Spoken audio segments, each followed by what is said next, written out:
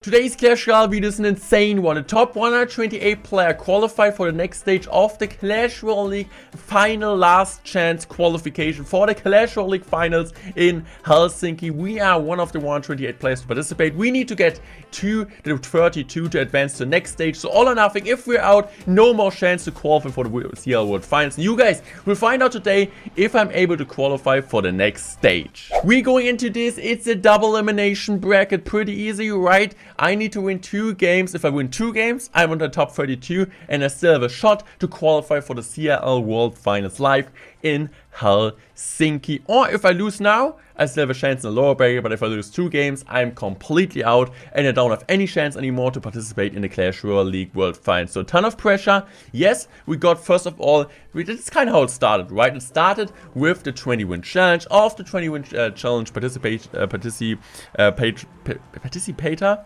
you can say that, or like all the players which participate in the 20-win challenge got to stage number 2, which I also covered on the channel. If you guys didn't check it out yet, make sure to check it out. It was like the whole, you can do like 10 games per day leaderboard.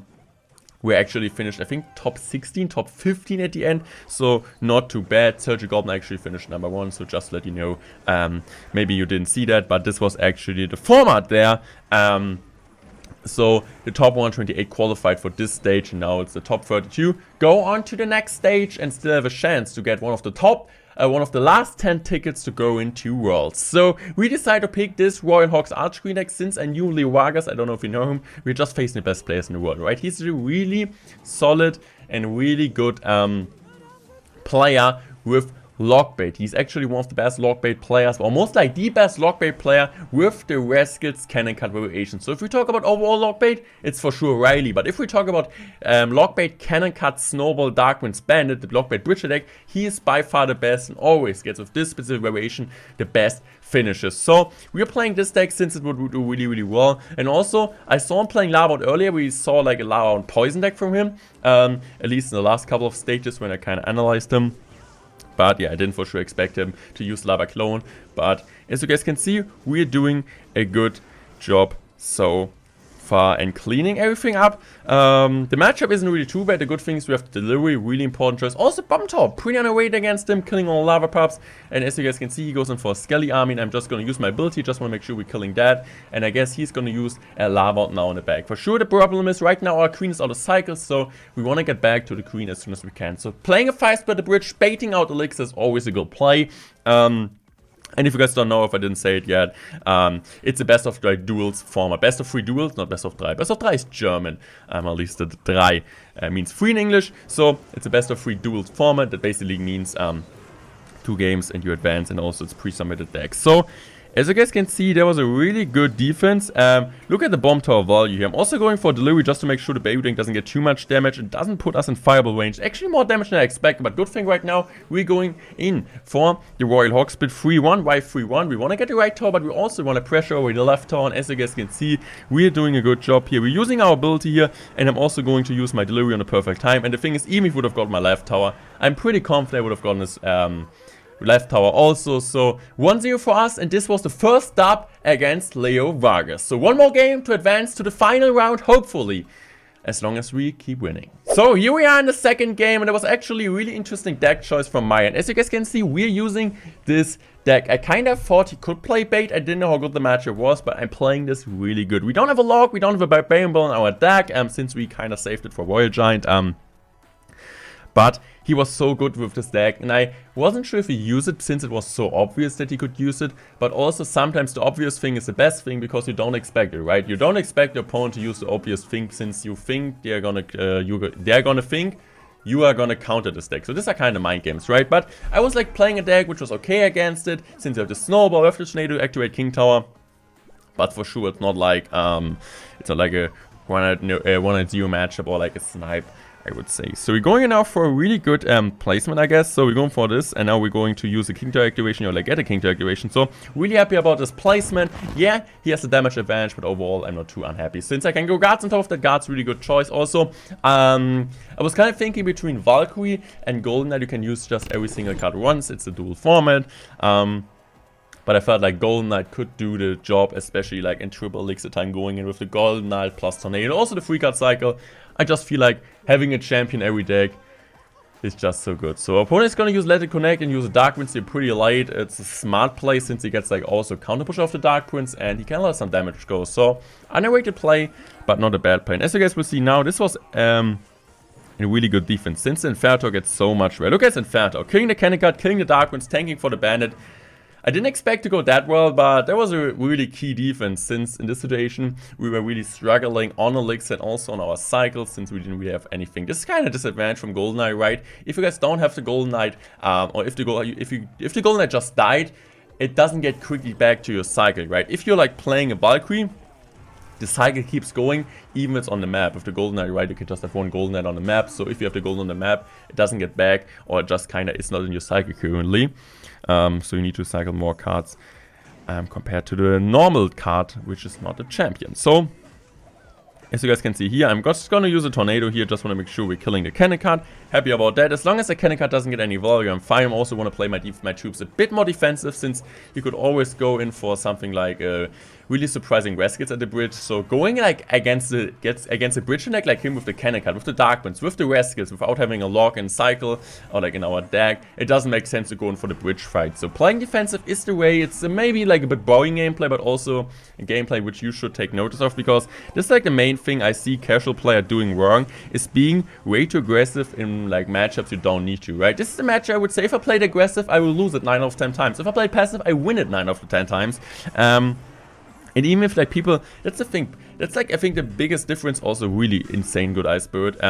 Difference between pros and casuals. Pros now, they are like the game plan, right? So pros know when to take damage. Pros also know when they're like having a good situation. It doesn't mean you're having a bad situation when you're like also need to go for Ice Spirit here.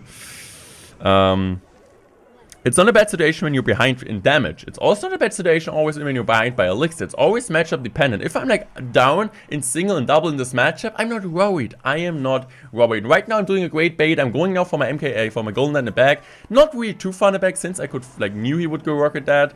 So I'm using this here, and yeah, this was like I was giving rocket value on purpose, but he cannot really place Rescues in this matchup since they're not doing like a really good job. So I could have maybe NATO'd that, but I was like, okay, we're just gonna save up with a Magic Arch here. Really good Princess predicting my Magic Arch. As you guys can see, he knows how to play his deck. So the good thing is what we're doing right now is just pressuring him, since I exactly know, okay, like how is he supposed to defend this? He doesn't have a Dark Prince on Cycle, so we're evening that up, but my gameplay was still working. People would panic now? No, we are not. We know everything is alright. So the good thing is this Cannon Card's out of cycle, so I'm just gonna go this, and now I'm going to play my boy here, waiting for my guards, going low now. He could go in for a predictive snowball, he's doing that, but I'm also going for a snowball, also going Ice Spirit just to make sure we clean it up, and I'm just gonna go Dark Prince in case he plays Rescues or something. I mean, Magic Arch on a Dark Prince. So right now it's time for us to be a bit more aggressive, so I guess I'm just gonna go Tornado. That wasn't the best Tornado of all time. I look at the Magic Archer getting the chip damage, and now it's time to be aggressive, right? 20 seconds remaining. We are going to be aggressive since we have also Magic Archer helping to kill the troops with our other Magic Archer. And also the good thing is we're going for the guards on the right side since the Prince were like kind of stacking here. Going in for my Golden Knight here. And right now, just about like also making sure we're cycling back in case he goes in for Rocket Barrel. So just going to apply some pressure, also get like the spawn damage. And with this win, we are in the final stage. And we need to win one more best of 3 to advance to the 4th stage of the Clash Royale League Final World Finals qualification. So guys, game number 2 is starting. The first game was a win for me, but I don't really want to show it to you guys since it was a pretty boring game. Really good matchup. But now we're going into game number 2, and now everything is in my hand. If I win this game now, we are going into the Clash Royale League World Final stage number 4. So 32 players remaining, 10 spots left, and we have a really good shot, right? 33% almost to get it. So we are playing Lavahound here since in the first game we used Baby Dragon, Inferno Dragon Freeze. We used a Graveyard deck, we used a Hawk Rider deck, like a really weird Graveyard deck with Skelly King, Tornado, like not a really normal one with Skami. So it was a pretty easy matchup since we had Queen, he couldn't really kill that since they played Graveyard Freeze and not Graveyard Poison. So really good ability on my end. So right now there's like gonna be some mistakes in this game which kind of costs us. One of the mistakes is we shouldn't like right now, let's see this. So this situation, I should have zapped the G-Skelly. Why? If I go in for a zap on top of the G-Skelly actually takes longer and it's not going to be able to kill my Tombstone or put at least a log range. Because right now, as you guys will see here, because he gets like a perfect log timing, the G-Skelly gets to tower. So I could have zapped this to take the value away from my Tombstone. But right now, I'm gonna play Lavon in the back. So Lavon isn't really bad. Since I'm up by Elixir, I kind of know that since he was committing a lot. So right now I'm doing the next mistake. So I need to go now Mega Minion. This is a play. But what I'm gonna do right now is a really dumb play. I'm going for Balloon here. This is not the play you should do in a situation because he gets a free King activation. I was like just hoping that he's like not getting it. I also wanted to try to push the Balloon to the right, but it wasn't possible. And as you guys can see here, yeah, that's a horrible combination. Yeah, and as you guys can see, we still get some damage with the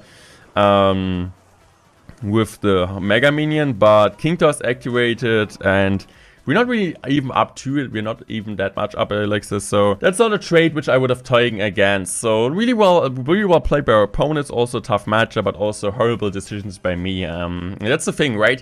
I kind of already knew right now that I lost this game. For sure, I'm still trying.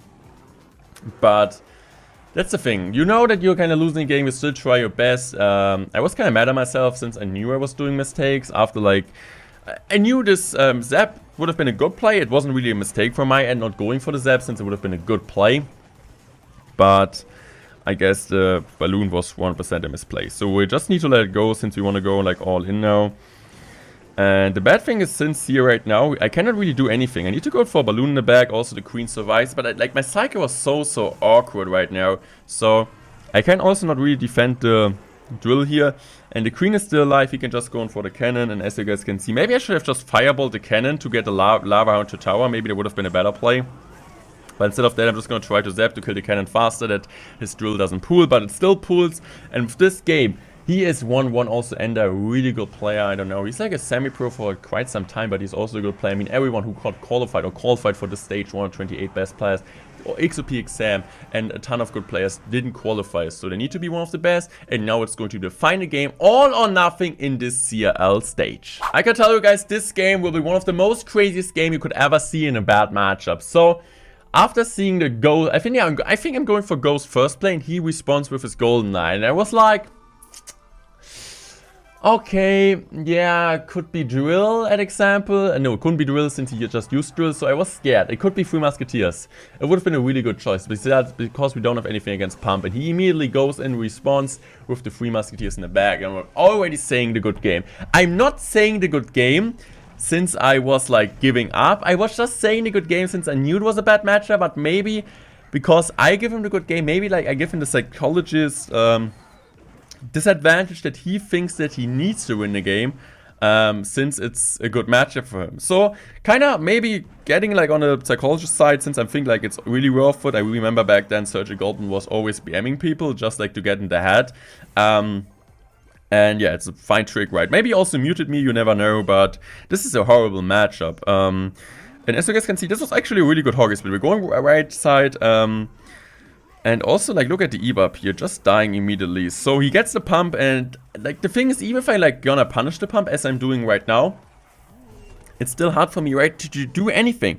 He's just gonna cycle to next pump. We're applying pressure, but every time we apply pressure with Royal Dogs, he has the Ghost, he has the Golden Knight, he has the Zap. So he can get a really easy, cheap defense against me. Even we're, like, punishing the pump, and he has, like, just 4 licks in hand, since the pump costs 6. But he also gets a column push off that, which we need to defend, and then he goes in for another pump, and, yeah.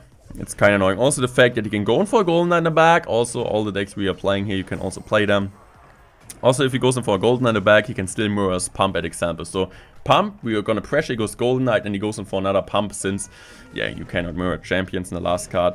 Which you played on the map will be the card which you can mirror. So he goes in now with this. I guess I'm just going to go now for my Fisherman in the back. And this is now a really good example of how to play this matchup in this situation. So it's about taking damage the right amount. So I will know, I know I'm completely down. Look at this, the one pump is dead soon, but right now he builds up a push, so I'm really like it down a lot. So I know most likely I will take a few amount of damage. So the question is just when, and the question is how. This is just the important thing I need to do.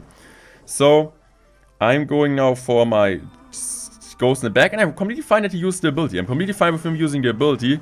So The only thing I really want to do right now is just want to save my mirrored arrows, since I could imagine him going in for that. Maybe, yeah, I don't know what I could have done. I didn't have Hoggies, so I'm gonna mirror my G-Skelly here, and I think it's a smart play for me right now, just like cycling arrows here, getting some tower chip and also going on the 3 Musketeers and the pump, because right now my G-Skelly is putting in a ton of work. So he's going in. I'm fine with that, and as you guys can see, I'm just gonna go play a low fisherman here. Why I'm playing a low fisherman? Because I want to let it connect, right? Also going now for Hoggy to tank for the Musketeers, so really good passive defense. Getting another Hoggy, and this was a mistake. That was the only mistake I did. I played my G-Skelly not in front of the mud, which that was pretty bad. So my G-Skelly is coming down now, and I'm going in now for my Zappies here, and yeah. So right now I think he's gonna go all in opposite lane. This will be really annoying if he goes in for E-Bubs. Yeah, he goes in for E-Bubs, and this will be most likely a push, which will be hard to defend. So this is really good that the bandit doesn't really do the job he wants to. But look at this G-Skelly placement. Look at the right side, look at the left side. This G-Skelly, he goes in for a Zap. This G-Skelly in the last possible second saves me the day. And look at the G-Skelly on the right, getting on tower. And with this game, we're qualified for the top 32 stage. And we still have a good shot to qualify for the Clash of League Finals, World Finals. I hope you guys enjoyed this video. Let me know if you guys enjoyed this one. And also, if you guys watched the stream. Watching or seeing play, I don't know if I was like broadcasted there. But thank you so much for all the support. And we're still grinding. Peace out. Have a good day.